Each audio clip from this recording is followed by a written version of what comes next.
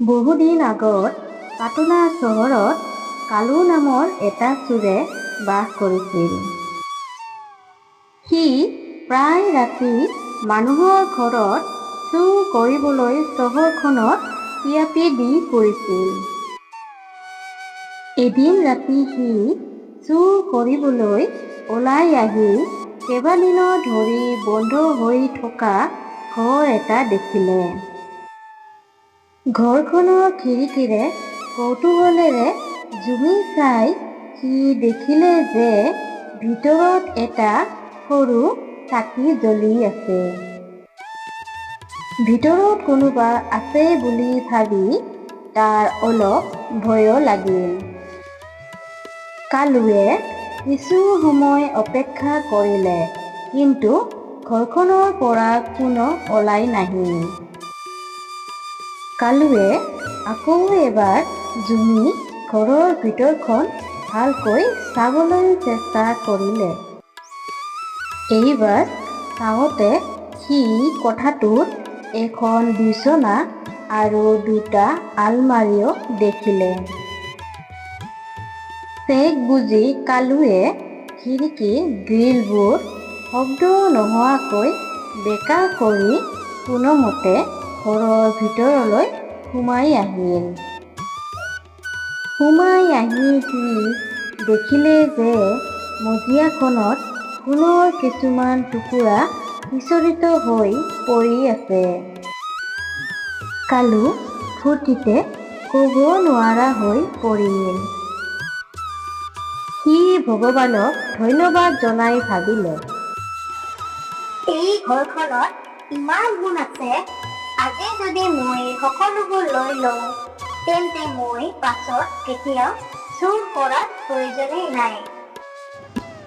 কালুৱে খৰখেদাকৈ লগত থকা কাপোৰৰ বেগত সোণৰ টুকুৰাবোৰ ভৰাবলৈ আৰম্ভ কৰিলে। ঠিক যেতিয়া কালুৱে সকলো সোণ লৈ শেষ কৰিলে, তেতিয়াই সি মন কৰিলে যে আচৰিতভাৱে মজিয়াখনৰ পৰা আৰু কিছুমান সোণৰ টুকুৰা ওলাই আহিছে। সি আনন্দত সেইবোৰো ভৰালে। সকলোবোৰ সোণ ভৰাই কালুৱে বেগটো লৈ ঘৰৰ পৰা ওলাই যাব খুজিছিল, কিন্তু তেতিয়া একেখন মজিয়াৰ পৰাই আকৌ সোণৰ টুকুৰা কিছুমান ওলাই আহিল।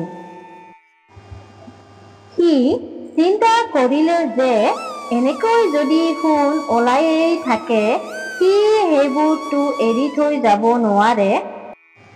গতিকে সি সেই নিশা সেইটো ঘৰতে থকাই ভাল। যেতিয়াই মজিয়াত আকৌ সোণ দেখিব, সি আটাইবোৰ চুৰ কৰি লগে লগে বেগত ভৰাই ল'ব। ৰাতি আকৌ সোণ ওলাল আৰু সি পুনৰ সোণবোৰ ভৰালে।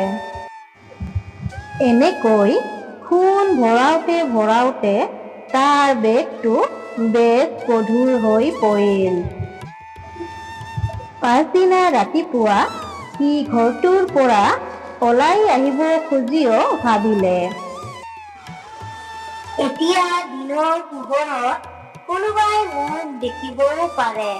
তেওঁলোকে যদি মোৰ বেগটো চাই আৰু তাত সোণ থকাটো গম পায়, নিশ্চয় প্ৰহৰীক পঠাই দিব।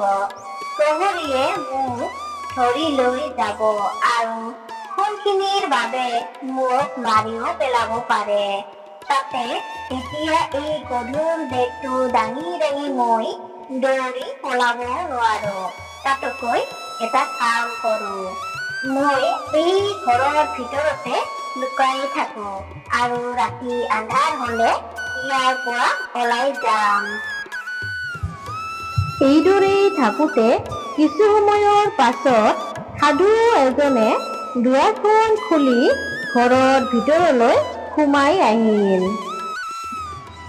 কালু তৎক্ষণাৎ এটা আলমাৰীৰ পিছফালে লুকাল। সাধুজনে মজিয়াত পৰি থকা ডাঙৰ বেগটো দেখিলে। তেওঁ ভাবিলে, এই বেগটো কোনে ইয়াত এৰি থৈ গৈছে? মই বাহিৰত থাকোঁতে এইটো ঘৰলৈ কোন আহিছিল? তেওঁ খৰধৰকৈ বেগটো খুলি দেখিলে যে সেইটো ছাইৰে ভৰি আছে। কালুৱেও আলমাৰীৰ পিছফালৰ পৰা এই ঘটনা দেখি আছিল। ছাইবোৰ দেখি কালু বৰ আচৰিত হ'ল আৰু মনতে ভাবিলে, আৰে এয়া কি? মোৰ বেগত সোণৰ টুকুৰাহে আছিল। সেইবোৰ কেনেকৈ ঠাইলৈ পৰিণত হ'ল? মইচোন নিজেই সেইবোৰ সোণ বেগটোত ভৰাইছিলো। কিছু সময় তাত থকাৰ পাছত সাধুজন ঘৰৰ পৰা ওলাই যাব খুজিল। সেই সময়তে কালু তেওঁৰ সন্মুখত আহি হাজিৰ হ'ল। যিহেতু সি সত্যটো জানিবলৈ বৰ ইচ্ছুক হৈ পৰিছিল, সেয়েহে সি সাধুজনক নিজৰ সঁচা পৰিচয় দি ক'লে, মহোদয়, মই এজন চোৰ। মই যোৱা নিশা আপোনাৰ ঘৰত চুৰ কৰিবলৈ কিবা পাম বুলি সোমাই আহিছিলো।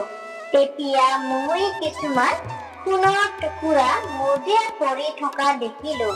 টুকুৰাবোৰ দেখি মই লগে লগে সেইবোৰ মোৰ বেগত ভৰাবলৈ আৰম্ভ কৰিলো। আপুনি যিটো বেগ খুলিলে সেইটো আচলতে মোৰে। কিন্তু এতিয়া দেখোন তাত সোণবোৰ নাই।